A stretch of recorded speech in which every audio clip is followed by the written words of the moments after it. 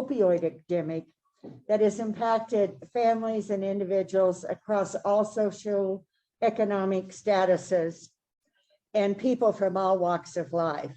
And here to give the Colorado opioid epidemic is Heidi Williams, Director of Opioid Response.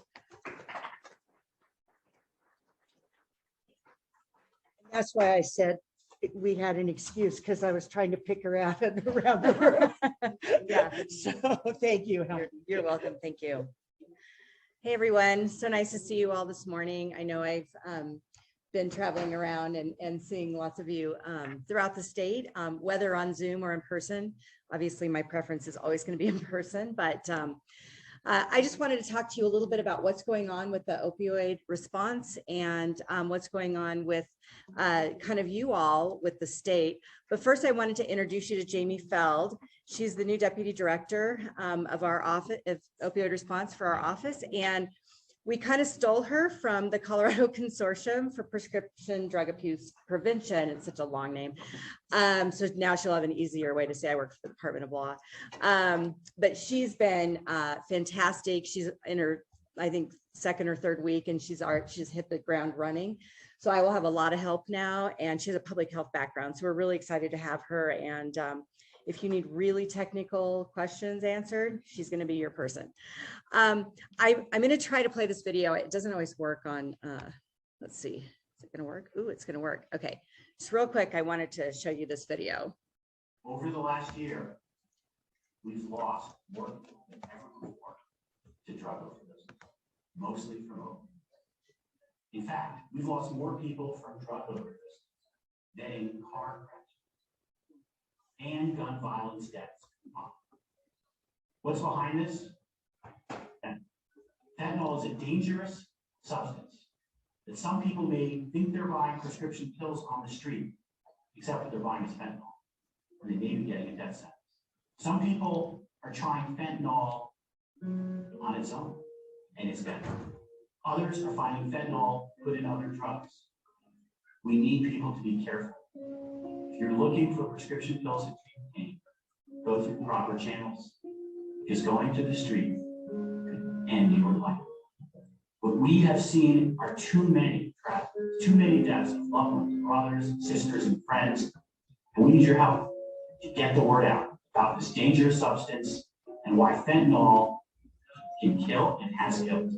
Together we can do this. We can help people get treatment who need it, help others not start down this deadly road, and together find the sources of supply and crack down on them. We've got a lot of work to do here in Colorado. We're committed to leading that work here at the Department of Law, and we need your help. So that's how I bring the room down. But seriously, one thing that folks really don't know, and I'm a parent of a teenager and soon to be teenager, as well as a 27-year-old, these kids will go to a party, and these could be college kids or, high school kids. We've even heard middle school. They go to a party or they're with their friends and they're like, hey, I have a Xanax. Why don't you take this? You'll feel better. Or, hey, I have an Adderall. Shocking, right? I have an Adderall. These are counterfeit pills, and certainly there's counterfeit oxy. And so we just have to get that word out there. So to the extent that you can get your PIOs and your communications departments and organizations to just push this messaging out so folks know that these counterfeit pills are out there. When I took this job 2 years ago, this was not on my radar, that this is something I was going to have to be working on.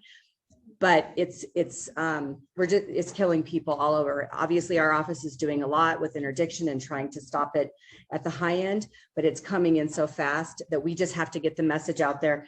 Some of our colleges are losing kids, but they don't want to say anything because they don't want to be viewed as the college or the party college. My hope is that, with proper influence from you all, from the Attorney General, from others, that we can get our colleges and our high schools to start carrying naloxone. start passing out. So Narcan or naloxone, right? That's what will reverse an overdose. Start passing that out to students, getting into the fraternities and sororities, and really just making this an awareness, because nobody goes to a party thinking, oh, I'm going to, take a pill and die. Like, people are not thinking about that. So to the extent that you can get that messaging out to your folks, work with your colleges, work with your high schools. Let us know. We have Narcan available for folks. CDPHE has the naloxone bulk fund, and then there are other ways for schools and colleges to get those for free. So please reach out to us and connect us to folks in your community that we can help get that message out. Okay, on a slightly lighter note, but my job's kind of heavy. So hopefully, I don't know, is James Eklund speaking? Because he's going to probably talk about water, and that'll really bring it down. So, all right. No more jokes. Okay, so how are we going to combat the opioid crisis in Colorado? We've already started working on this, right? I've been out talking to you all. You all have formed regions. The AG really came into this going, we got to do this at the local level, which is why he hired me, a former mayor, because obviously I'm always going to be more of the local level, local control person rather than a state employee. It's a very weird place for me to be in. But the AG went after these bad actors. So we have 385 million coming in from the drug distributors, 25 million coming in from Mallinckrodt. We have $10 million already in the bank from McKinsey. And then you all probably saw something about the Sackler family and the Purdue lawsuit kind of being on hold. It is, and it's very frustrating, but it doesn't affect the over $400 million that we have coming in.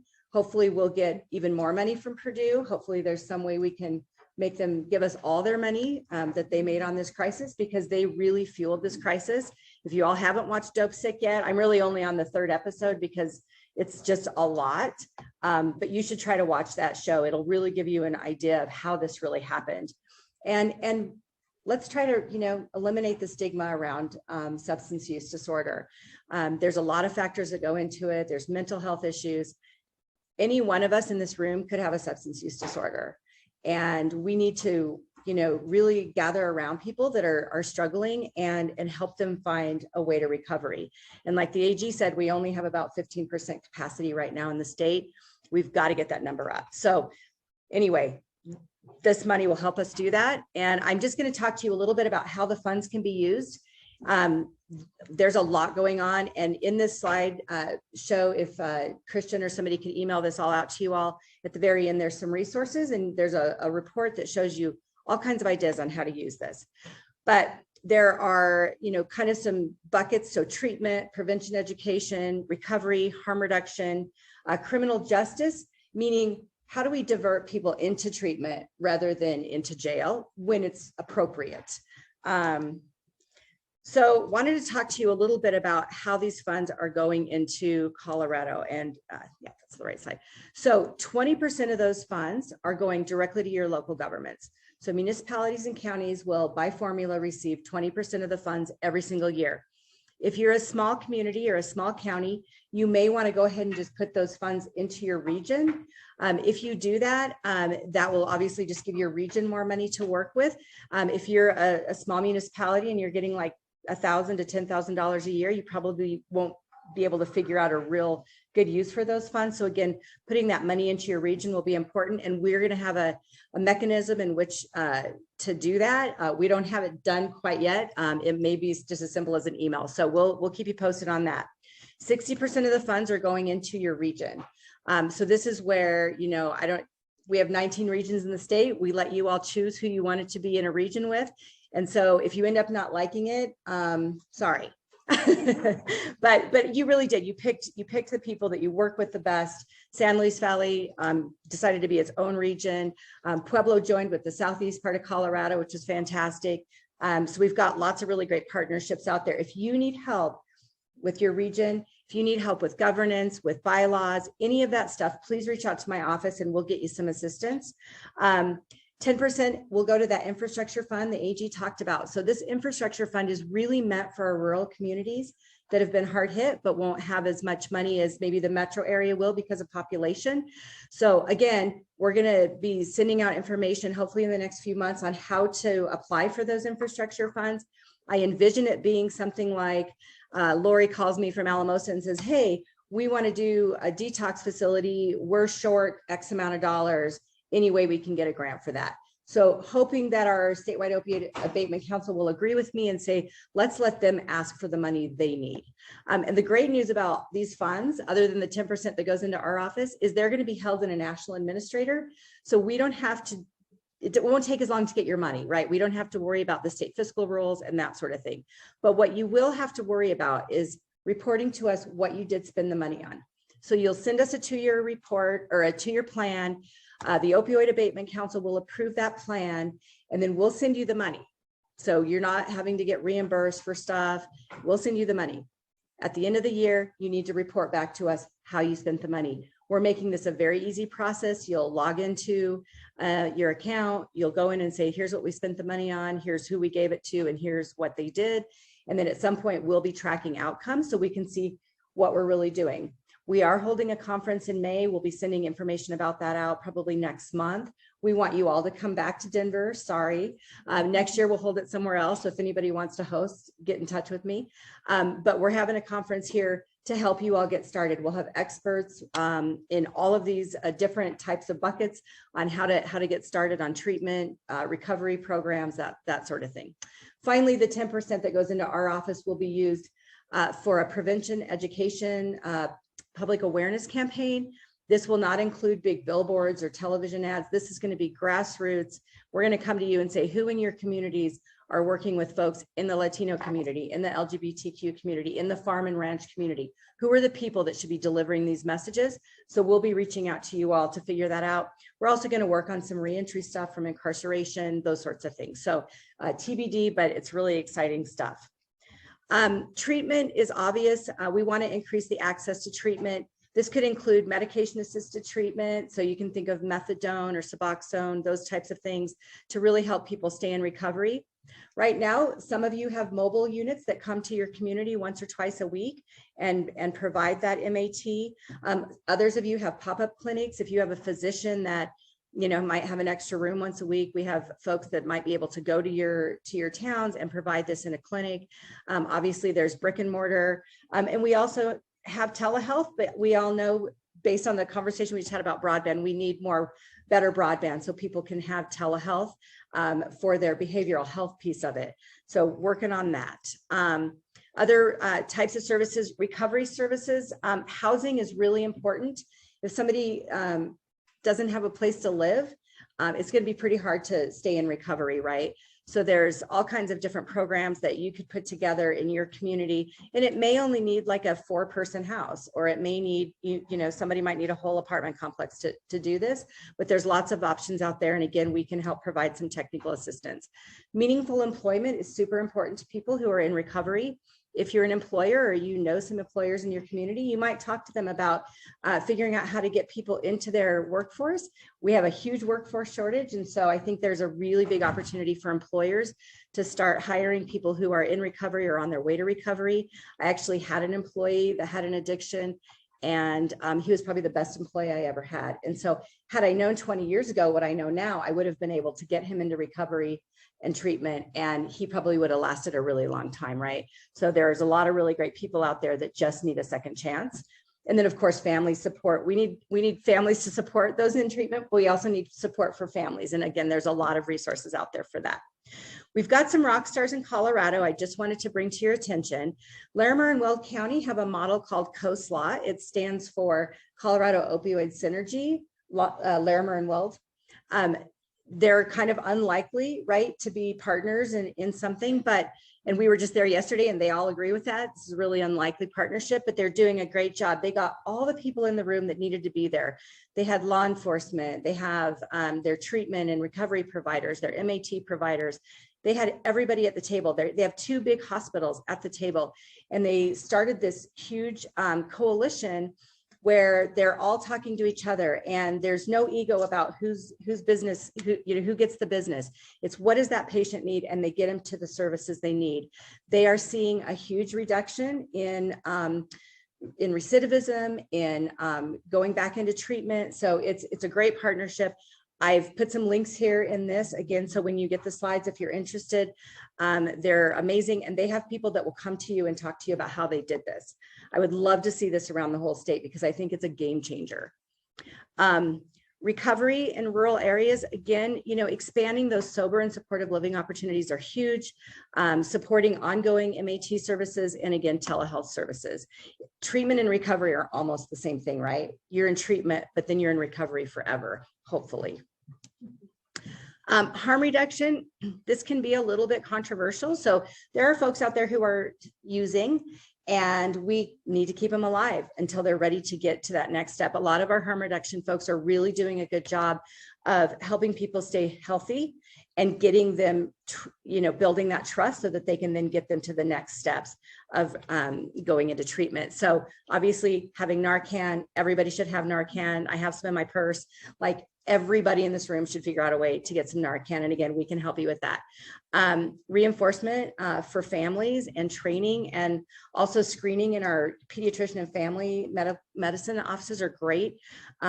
Catching people before they lose their children is obviously an important thing. And then training for medical providers is super important. Let's see. And then again, I talked about this already. Longmont's doing a really good job in helping divert people from jail to treatment, recovery services. So I've put a bunch of information here that they're doing. People can actually go into the Longmont Police Department and kind of self-refer themselves, like, hey, I have an addiction problem. And then they have a caseworker that will be assigned to them that will help them get into treatment, but also help them with any criminal justice issues they might have. And then, expanding MAT and mental health services in jail, super, super important. If you have a sheriff that's interested, or if you all are interested, let us know. We have some really great rock stars around the state that are doing this work. Moffat County, Casey Hume doing a great job with this. So I think there's a lot of ways we can get people back into society and contributing members. So lastly, you can use up to 10% of your opioid funds for administration. Obviously, you got to pay somebody to do some of this work and do the reporting and stuff. Again, we're trying to keep that super simple, but there is a little bit of admin work, so you can use your money for that. And then again, here's a couple of, there's the opioid response plan. It's a kind of a long report, but it's written in layman's terms because I wrote it. Then I had it vetted by people who are very, very much smarter than me. But it actually will kind of give you some different ideas on how to use these funds. And then we had put together a video to get everybody to sign on to the MOU. And I just want to thank you all so much for really rallying around us, getting your municipalities and counties signed on. We are down to like 35 very, very small municipalities that haven't signed on to the MOU and settlement documents. But like yesterday, I had to go to the post office to mail to this one very small community because I could not find an email or a phone number for them. And I went to the post office and we got those back yesterday. So it's really, we're hammering it away, but we have enough signatures now to maximize all of our settlement funds. So thank you so much for being typical Colorado and, working together. Really appreciate you.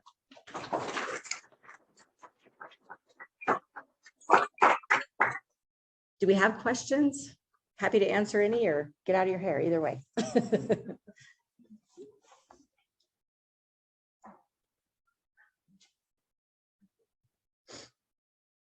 I have a question about, are you getting into the schools throughout Colorado and educating, even as young as the elementary school, middle school, high schools, to at least alert them, what's going on? Yeah, so there's an organization called Rise Above Colorado that's doing really great work. Your regions can actually get together and use some of your funds to ask them to come into your high schools, your middle schools, elementary schools. And again, colleges, I think, are really important too. We aren't doing any of that work right now, but a lot of our educational campaign, you'll be able to roll out. It'll be focused on all ages, including the high school and middle school ages. So yeah, as a parent, again, I have a 7th grader and an 11th grader. I've never seen anything come home like, hey, parents, be careful. If your kids get a root canal or get their wisdom teeth out, don't give them the Vicodin that they prescribe. They don't need it, right? Tylenol and Advil work fine. I'm not seeing any of that. So it's pretty frustrating. And yes, we're really focused on getting that messaging out, but we know we have to get that messaging out through you all. If we put it out, not as many people will see it. So thank you for that question. So I have basically two questions. First of all, I was wondering if you're getting this Narcan and Naloxone, yeah. if you're getting that out to everybody, they're carrying it, that person or something, is there a negative response if somebody passes out? Do you think it's a drug overdose and you give them that? If that's not going to impact them? It won't hurt them, no. Okay, Yeah. and then the other question is, you get these drugs into the schools and that sort of thing, and they can't even give you a Tylenol. I assume that things are waived if they use Narcan for them. Yeah, because there's a Good Samaritan law in place in Colorado. So this is to me, this is just like having an AED in the schools, right? This is a life-saving technique. Now, my daughter grabbed some Narcan when we were at an event, and she's like, I'm going to put this in my backpack. And I'm like, I don't know if you can carry that in your backpack. And I haven't researched that, but I think we need to figure out a way that kids can carry it around too, because she knows which kids are doing drugs and which ones aren't. Thank God it's not her, but she wants to be prepared in case anything were to happen. So yeah. And I think getting the messaging out through our kids is super important because they're going to listen to their peers much more than they're going to listen to their parents. Yeah, it's so true. Any other questions? All right, well, thank you all so much. Please reach out to us. Jamie will be here a little bit longer if you have any questions. We're here for you. Our office is here for resources, technical assistance, whatever you need. So thank you all for being so great, and have a great day. Thanks.